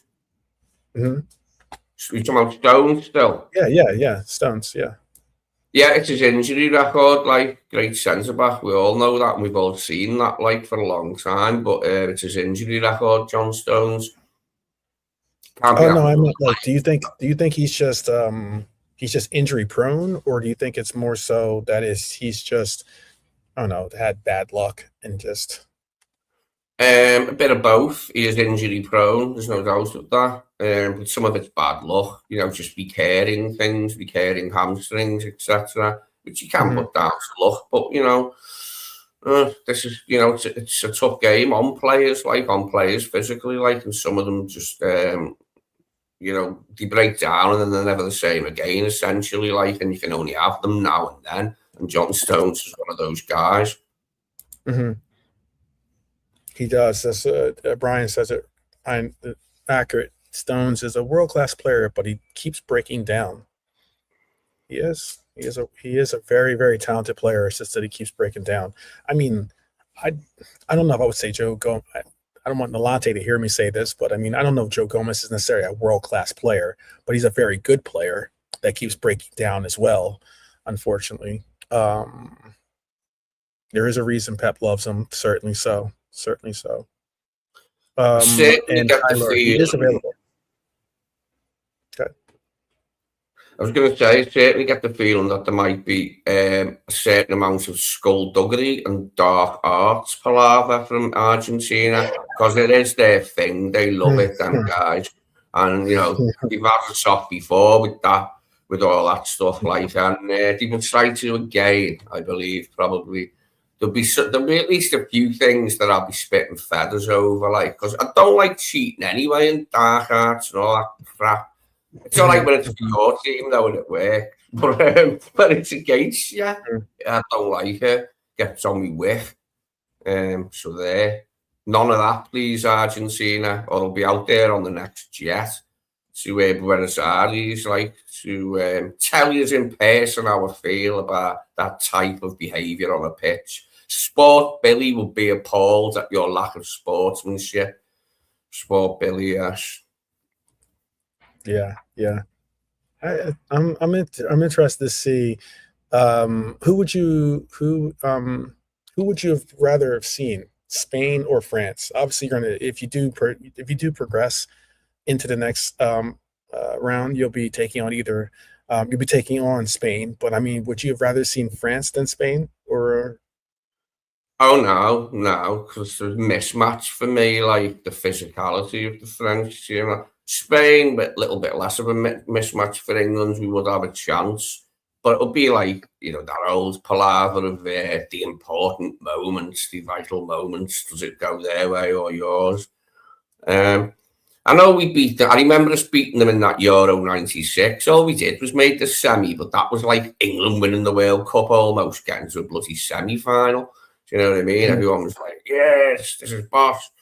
But yeah, we beat them then when they had Nadal. But they weren't very good then, Spain. That was when they were still the old Spain that never wins sod all at international level, or even goes very far in tournaments at international level. The old Spain. Yeah. Old España. España. PSG won't let him go. Who's he talking about? PSG won't let him go. Barcola, maybe? No, Sabani. No, Zabarni. Yes. I like him. He's good, isn't he? Yeah. We haven't had a Ukraine leader, have we? Central defender at PSG last season.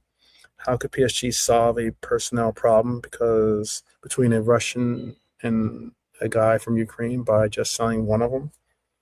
Well, I got what you're saying, because if there's a Russian and a Ukrainian on the same team, probably, maybe it's a good thing to have that situation happen. Maybe they could bring about like some type of world peace or something. Oh yes, there's time for that. I want to see the war. I want to see the war stop in Ukraine. I definitely want to see it stop. Did you see Infantino in the crowd when they zeroed in on Infantino? I was dying for the crowd to start mocking him. I wanted the crowd to be like a Premier League crowd or a Championship crowd and just start mocking him. Infantino is a Infantino is a. He reminds me of Dr. Evil from. But an unfunny one. Dr. Evil was one of the funniest things ever, mate. I mean, but like, he just isn't funny. He's funny in a different way. He's funny in that charmless way of his, like, where he tries to put on a charm offensive and he comes across as a really creepy, horrible shit man that you wouldn't want to know in person for 5 minutes even. Yeah, so-called hand of God. That was a horrible situation. I mean, I mean, I don't know. You don't have to listen to. I'm getting a little bit. How did piece of Shilton get out jumped by Maradona? When I was a little boy, Piece of Shilton was England goalie over Ray Clements, and my stepdad used to call Piece of Shilton piece of shit on. He'd take the L out and call him piece of shitton instead. Okay. Which I thought was funny. I was only about 8 or something. I was like, yes, I'm having that one.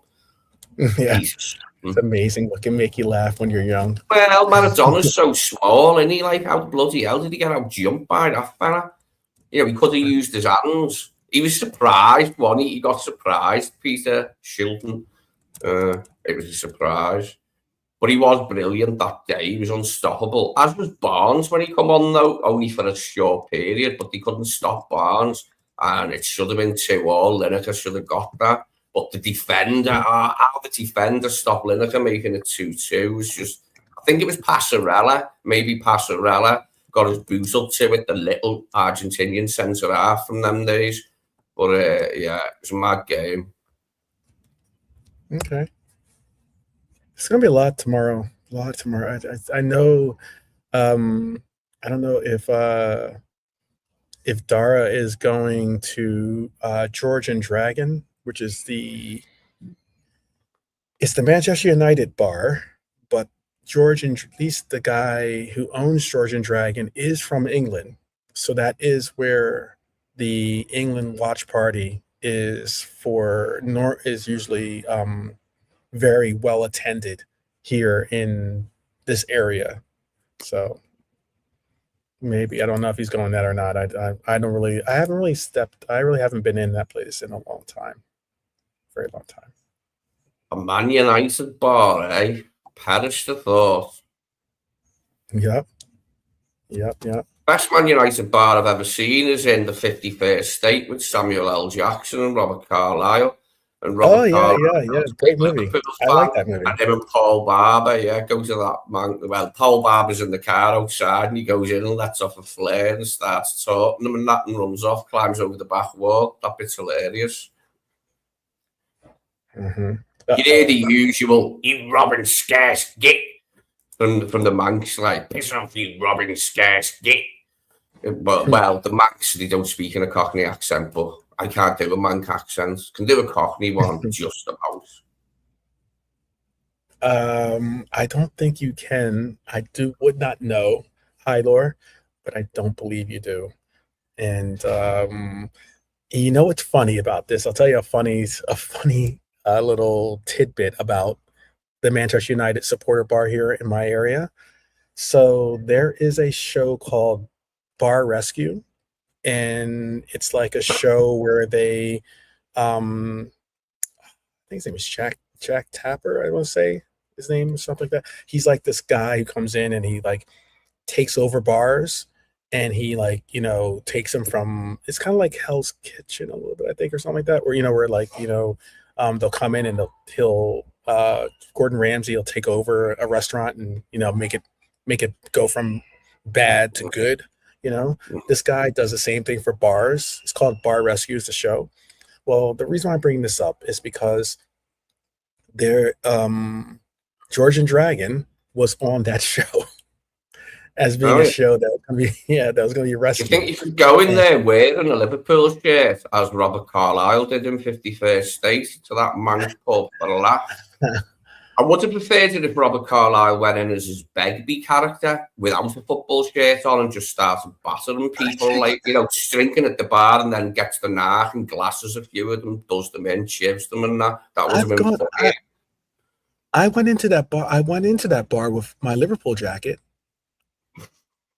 I didn't really think about it, but I did. And no one really talked bad to me, or no one was. Actually, I had some really interesting conversations with some people, surprisingly. I'm trying to think if I've met any nice Man U fans in real life, and not really. No, they've all been pricks that I've met.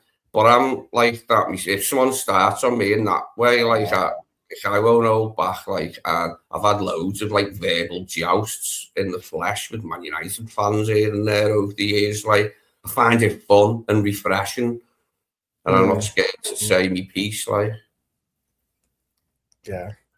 What did you think about that? I know that people. I see it's getting a little feisty in the chat, but I was going to say, were you surprised that Haaland got subbed out of that England game when he did? Some people were. I saw some people say. I saw Craig Burley's take. I saw. I forgot that he'd done that. I mean, I don't even know if I've watched it back yet. And by the time it got to that stage, like, I was pretty beer addled, like, you know what I mean? I forgot he went off, but it was a good bit anyway. It was a good game. It was good that they done their thing, because they, the Row and the Viking thing, they were the worst bastard ones, the Norwegian ones, them and the Danes that come over here having us off and that and killing the monks and robbing the gold. The Norwegians were a terrible lot in them days. Like, no, do you realize that Erling Haaland is such a phenomenon here? He's such a, like, people have like, I guess, bought into the Erling Haaland phenomenon so much here in America that there is a Erling baby name boom in America. Well, you mentioned Erling and Baby in the same breath then, and ever since Brian told me who he thinks Erling Haaland looks like, I've never been able to not think it watching a match with Erling Haaland playing in it. In fact, I was watching the Norway match and I was standing there like with my pint, tittering to myself about the Teletubbies sunhead baby thing, Brian. That you do that to me sometimes with what you say, like, and yes, that was definitely on my mind watching them like against England. The sunhead baby thing. I had nephews at the time and they were into Teletubbies, so I remember it.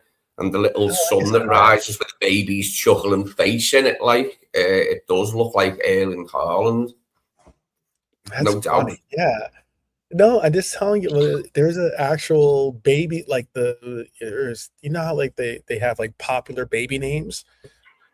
I've never heard Erling as being a popular name until obviously Holland had it. And now there's been babies being named Erling Haaland. Well, he could marry a woman called Eileen, couldn't he? He's been very, very popular here in America. And especially down in they were playing in Dallas, and when he put on the cowboy hat, people were loving it. They love themselves some Erling Haaland. Pretty crazy. Yeah, if he married a woman named Eileen, that'd be good. Erling and Eileen. Come on, Erling. Oh, come on, Erling. At this moment, you mean everything.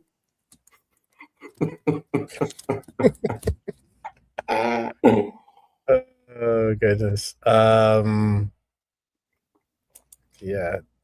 I think there's another guy that he looks like too, but he wouldn't maybe the younger generation would know who I'm speaking on, but there's a character. I always thought, to me, before Brian said the Teletubbies thing, I always thought he looked like a strange hybrid of a Yeti monster thing, like a Bigfoot and a Barbie doll with that long blonde hair, like some weird messed up hybrid of the two things. Barbie doll, long blonde hair, and like a Yeti, a Bigfoot, or the Menk, as he's known in parts of Russia, the Menk, with a K, Menk. Okay. Let me see if I can show you what I'm talking about here. Hold on. I'll show you what I'm talking about just so you can see what I'm saying. Oh, here it is. Here's a good one. All right. I'll show you guys this. This is, some people might not know this because I get it. Most of us are not, most of us aren't really 90s babies or something, or 2000 babies, I think is when the era hit. But let me share with you this. Hold on a second. This is who Erling Haaland kind of looks like.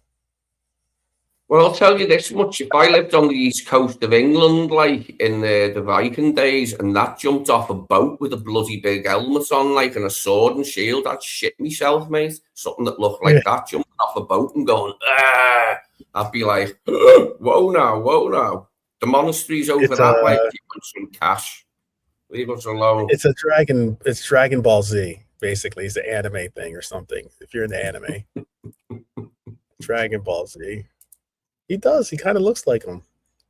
Who knows?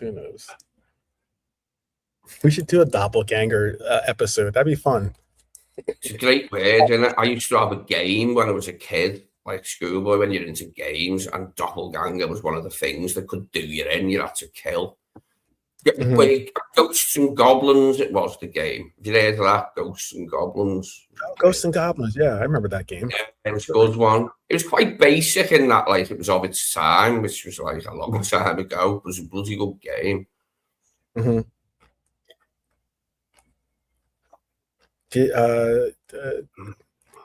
It's a end to France's coach. Didier Deschamps, the water carrier, as Eric Cantona labelled him as a player. He was asked to speak about Deschamps' abilities as a player, and he called him a water carrier, Didier Deschamps. He's been a good coach, though, and he was a good player. He was a very good player, Didier Deschamps. Yeah, good old Eric, like, in his jibes. Yeah, it's the end of an era for him. He is moving on. There was I was trying to see. Did you let's say there's something else I was trying to say. Oh, there was something I saw about Alison Becker that was cool. This was the quote. It says, "There have been so much noise lately, but I wanted to clear the air myself," he said. He says, "I've seen all the stories about Saudi Arabia and Juventus, but I want to be 100% clear. These are just rumors. My focus is entirely here at Liverpool. I have a contract, I'm fit, and I'm ready to give everything for this club again this season. I've heard the talk, but my heart is at Anfield. We're in a period of transition, and I'm fully committed to being the leader this team needs between the sticks. There's no place I'd rather be than here, playing for our fans and fighting for every trophy in front of us. Let's get back to work. You never walk alone." That is coming from Alison Becker. I love the man, always have. I know he's had his fitness issues, but I don't want him going anywhere. If he's fit, he's still the best there is. So, yeah, I'm pleased to hear that. And he's a good bloke as well and all that. He's been here ages, and it is a link back. You know, I know there aren't many left now, and him and Virgil really, but he is that link back to what we did under Klopp, like all the good stuff, like Champions League and Premier League. Weird that he was in goal for Roma, wasn't it, when we went to our first final? Like, he couldn't do an awful lot that night, could he, like, in Rome? But, yeah, great goal. Mate, all that money for it, we'd never spent like that on the goalie. We spent a few bob on Reina, but before that, the big goalie expenditures were like Dudek and Kirkland for 10 and 12. All of a sudden, like, you pay like 75 million for a bloody goalie. But I remember being a little bit concerned at the time. Is that too much money for the goalie? Is he that good? But it didn't take long for me to realise that he was worth every last penny and more. Alisson. Remember that though, when he first come, like, and he tried to do a dribble in the right back position and he got mugged and it went in the net, but he never done that again. Like, Klopp made sure he never done it a second time. There is I'll show you this one image in a second, but I wanted to say this a wild story. Do you remember the Brazilian Oscar, who he was a Chelsea midfielder? Went to China. Yeah, went to China. After Chelsea. £175 million salary he earned during the spell in China. And he said this. He said, "I put my entire salary into a separate account and never touched it once. My family and I live off the match bonuses because they were all already huge." That is pretty wild. Imagine just like, you know, he's done. He's got at least $175 million, you know, sitting there in his bank account. That's pretty wild. But I thought that he's a talented player. I thought that he really undersold himself by going. I mean, obviously, it's a chance to change the life of your family, your family as well. But I thought he was good for Chelsea, Oscar. They had better ones. Like, I really like Ramirez. Remember him, the Brazilian Ramirez for Chelsea? I was so jealous that they had him and that we couldn't have him. I loved him as a player. But Oscar was good too. Like, and quite a few players went off to China at that time. Like, didn't they? A number of players from all different European countries, and some of them were quite young as well, and still, like, you know, not at the end of the career. Just decided, yeah, I'm going to go and have that money in China, right, and see what it's like living in China. Why wouldn't you? I'd love to bloody every places that I'd like to live, because it's different. I'd like to live in China maybe and see how the Chinese do things. Did he really? No, I got to double check and make sure this quote is legit before I before I give it. Hold on. Let me double check.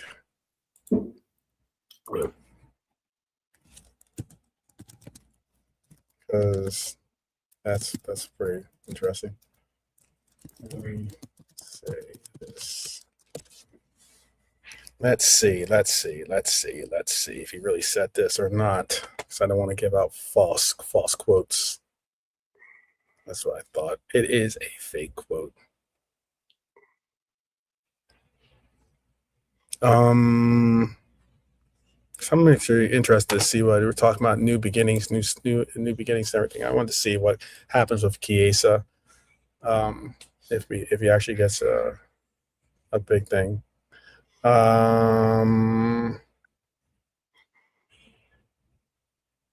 Here's something for you.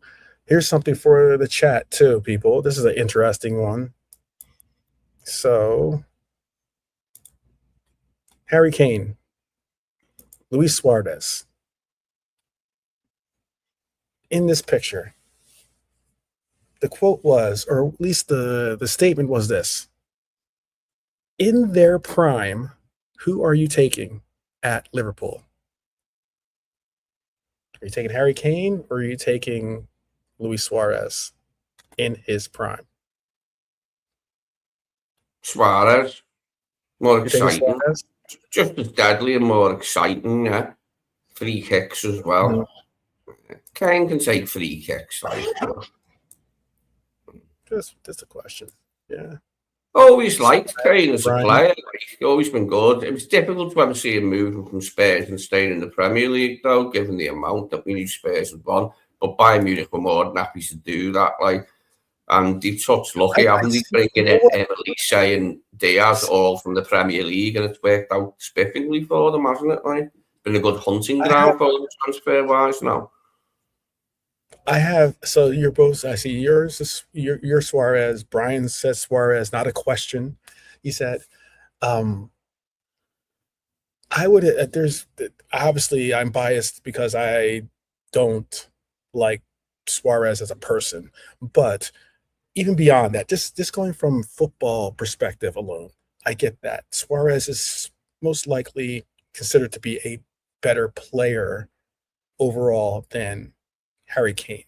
However, I probably would have taken Harry Kane, not only just because of the other reasons, but just hear me out.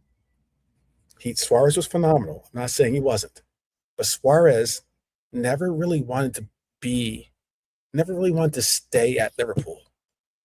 Harry Kane, especially if we gave him trophies, would have never left Liverpool. Think of it that way. That's my perspective. Yeah, all them South American players that come, like at Ajax first, then he moved up a step to Liverpool. But the eventual goal destination for them is always Spain, either Madrid or Barca. That's what I mean. If it's one of those South American players, it's always the way. And I understand that because the culture and the weather's more like what they used to in South America than North England, North Europe, sorry. If you say Amsterdam and Liverpool, cold places, culture's completely not alien, but it's different to them. So they're more into it there, aren't they? Like Madrid or Barca, all the South American guys, they're always going to leave you if they get the offer to go there. Any of them, right? Nah. That's what I just looked at it from yes, Suarez is hands down, I believe, a better player than Kane is because he just offers you that much more. With his passing, his dribbling, his ability to shoot. I get all that. But Harry Kane, I'm not going to sleep on Harry Kane. I think Harry Kane is a phenomenal player himself. And I just think Suarez always had in the back of his mind, cool, I got out of Holland, I'm in Liverpool, I'm gonna ride it out here. But he's always had his eye on Spain, He's always had his eye to get to Spain, whether it's Barcelona, Real Madrid, wherever it was, it's always to get to Madrid. I just think that the only reason why Harry Kane left Spurs was because he wanted to win. He wanted to win trophies. He wanted to get accolades like that. He wanted to, perform well and get trophies and have opportunities to win Champions Leagues, stuff like That's that. exactly why he left Spurs 12th. Yeah. You're spot on, because he's not going to win anything at Tottenham with the best will in the He's not gonna world win to them. anything. They're a well-run club and a big club with appeal and all that, like the way they've Right. been able to bring in Tonali and Fernandez, etc. But But you're not going to win if he was anything here, at Tottenham. but if he was a Liverpool player, that's the difference. Could you imagine Harry Kane being the the forward for possibly, like, obviously he would have been the forward for Jurgen Klopp. That would have been a different story. It would have been a complete. I don't know if he would have been able to. I don't know if he would have been a better fit. I don't know. I'd have to really think about that, because Bobby's one of my favorite players. I don't know if he would have been a better fit at that number 9 than Bobby was, because then you would have had a Harry Kane wanting to score goals and lots of them, as opposed to having him being a facilitator for our wings. He would be like, I want the ball. I'm not giving it up to Salah, Mane. You know what I mean? No? Maybe I'm wrong. I'd have to think about it a little bit more. Obviously, Suarez wasn't playing with It's like they're in Twin Peaks. They're in that weird room in Twin Peaks, the two of them, like, yeah. that pink and black there, like. Yeah. What's going on here, like? Let me get this last. We're almost at the 2-hour mark. I know it's getting late. It's already past midnight in the UK. I wanted to say happy birthday to Jeremy Jacquet. It's his birthday. The new red for our team. This was made by Liverpool FC. This photo.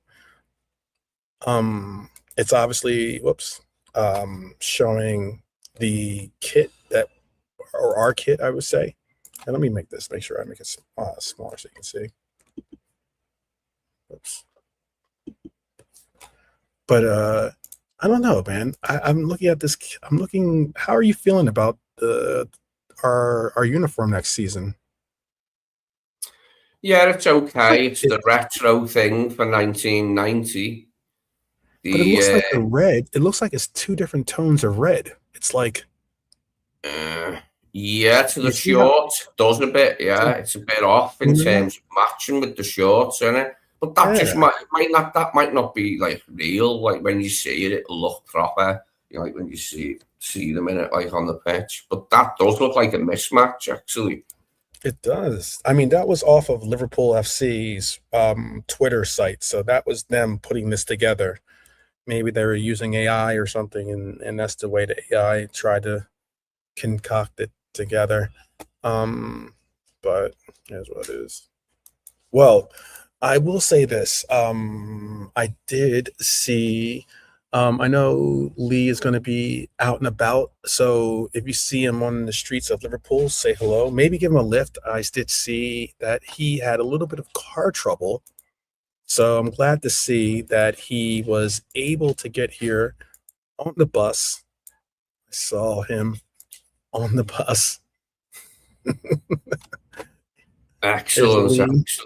Well, I wear my Spider-Man suit when I go on the bus, don't I? Like, never me Batman suit. I ain't got one, mate. I've only got a Spider-Man suit, mate.